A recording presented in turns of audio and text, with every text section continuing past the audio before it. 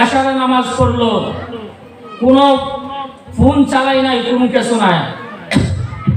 ওই মহিলাটা যখন এশারের নামাজ আদায় করে, এশারের নামাজ আদায় করার পরে নারীটা ঘুমাইয়া গেল। ঘুমানির পূর্বে সে সূরাতুল মুলুক পড়ল। সূরাতুল মুলুক না পড়তে ভালো, সে তাসবিহ তালিম পড়ল, সুবহানাল্লাহ, আলহামদুলিল্লাহ, আল্লাহু আকবার, লা ইলাহা ইল্লাল্লাহ। যে মাসুম জিকির করা আছে ওই নারী জিকির করলো, ওই নারী জিকির করলো। জিকির করতে করতে সেই নারীটা ঘুমাইয়া যায়।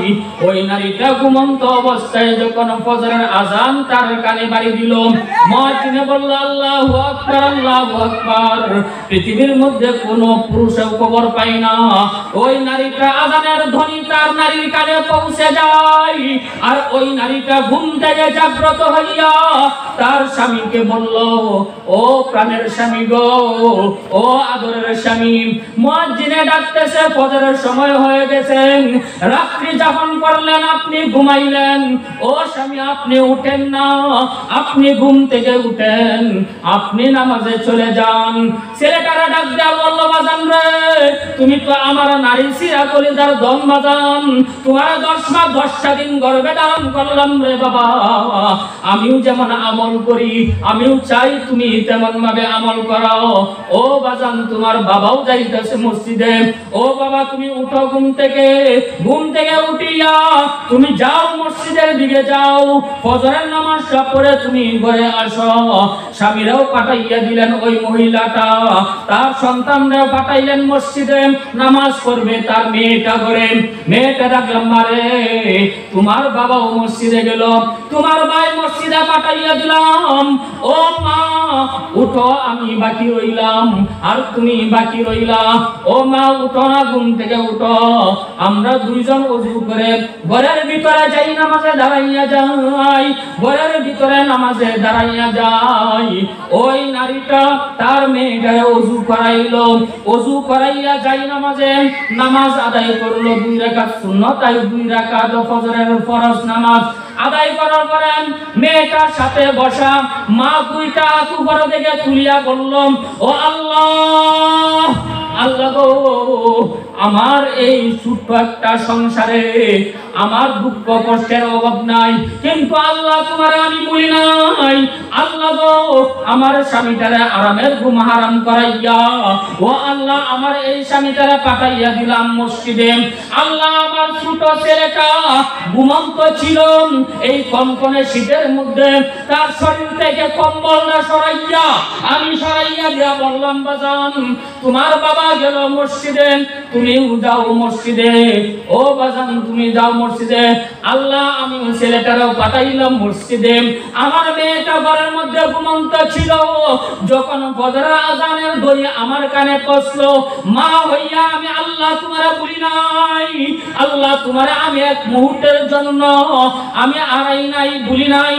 ও আল্লাহ, এই ছোট মাসুম বাচ্চা আমার মেয়েটারেও ডাক দিয়া তুললাম, আমার মেয়েটারে তুলিয়া আমার সাথে দাঁড় করাইলাম। আল্লাহ, নামাজ শেষ করলাম, নামাজ শেষ করে 2টা হাত তোমার কাছে উত্তোলন করলাম। আল্লাহ, আমি বলি আমার মনের সব দুঃখ কষ্ট আল্লাহ তুমি সরাইয়া দাও। আল্লাহ, যেই কনকনে শীতের মধ্যে আমার স্বামীরা মসজিদে পাঠাইলাম, আমার ছেলেটারে মসজিদেও পাঠাইলাম, মেয়েটার সাথে নিয়ে তোমার হুকুম আদায় করলাম। আল্লাহ, আমি তোমার কাছে দোয়া করলাম, আল্লাহ, আমার মাথায় যত চুল আমার সন্তানদেরকে দিয়া দিও হায়াত হিসাবে। আল্লাহ, আমি যেন বেশি বেশি আমল করে তোমার কাছে মুনাজাত করতে পারি। আল্লাহ, আমার এই সন্তান যেন কোনোদিন চুরি না করে, আল্লাহ, আমার এই সন্তান যেন কোনোদিন সুগল করি না করে, আল্লাহ, আমার এই সন্তান যেন তোমার হুকুম আহকাম মানিয়ে চলতে পারে। আল্লাহ, আমার এই মেয়েটা যেন কোরআনের হাফেজ আলেম হয়। আল্লাহ, আমার এই সন্তানটা কোরআনের হাফেজ যেন আলেম হয়। আল্লাহ, সেই হিসেবে তোমার কাছে মুনাজাত করি। আল্লাহ, আমার মনের বাসা, আল্লাহ, মনের আশা আকাঙ্ক্ষা তুমি তো বুঝো। আল্লাহ, আল্লাহ, তোমার হুকুম আদায় করার পরে আমি তোমার কাছে 2টা হাত তুললাম। আল্লাহ, তুমি আমার এই সন্তানদেরকে কবুল করে নাও। আল্লাহ রাব্বুল আলামিন ডাক দেওয়ার আকাশের ফেরেশতা, যা যা যা জমিনের মধ্যে সাথে সাথে নেমে যা, ওই বান্দীরা আমার জন্য আমার রাজি খুশি করার জন্য, আমার জান্নাত পাওয়ার জন্য তার সন্তানদেরকে মসজিদে পাঠাইয়া দিলেন, তার সন্তানদেরকে মসজিদে পাঠাইলেন, তার স্বামীকে মসজিদে পাঠাইলেন, তার মেয়েটারে সাথে নিয়ে আমার হুকুম আদায় করলো, ও ফেরেশতা যা ওই নারীকে তুই সুসংবাদ দিয়া দে, ওই নারীটার হাসর নাসর আমি করব। রাবিয়া বসরির সাথে আম্মা জান আয়েশার সাথে চিল্লায় বলেন সুবহানাল্লাহ। এই মার মুনাজাত পিরাইয়া দেয় না, এই মার মুনাজাত পিরাই না। মা যখন দুইটা হাত তুলে সন্তানের জন্য, স্ত্রী যখন দুইটা হাত তুলে তার স্বামীর জন্য, আল্লাহ রাব্বুল আলামিন বলেন ওই দুইটা হাত স্ত্রীর এমন ভাবে আমল কবুল করি, স্ত্রী মন থেকে যা বলি তখন আমি আল্লাহ তা কবুল করে নেই।